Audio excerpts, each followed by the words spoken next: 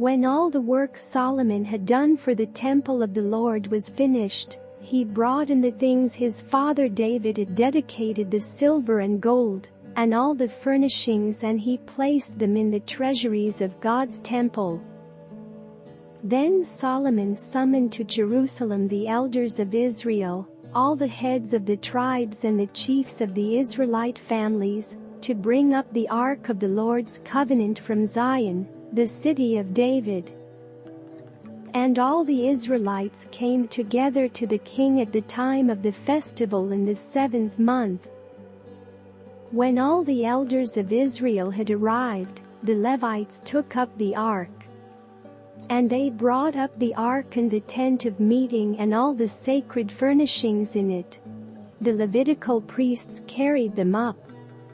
And King Solomon and the entire assembly of Israel that had gathered about him were before the ark, sacrificing so many sheep and cattle that they could not be recorded or counted.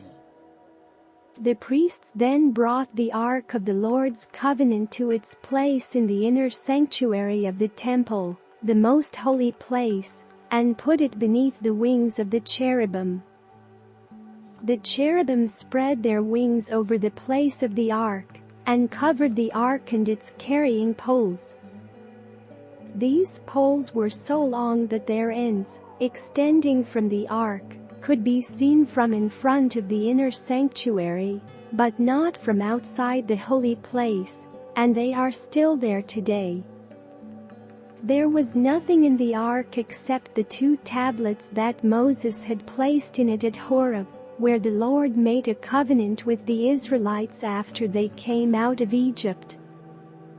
The priests then withdrew from the holy place.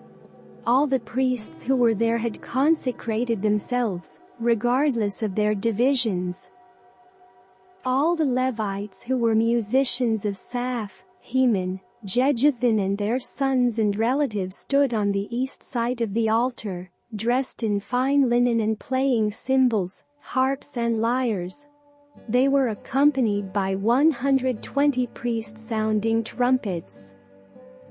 The trumpeters and musicians joined in unison to give praise and thanks to the Lord. Accompanied by trumpets, cymbals and other instruments, the singers raised their voices in praise to the Lord and sang, "He is good, His love endures forever." Then the temple of the Lord was filled with the cloud, and the priests could not perform their service because of the cloud, for the glory of the Lord filled the temple of God.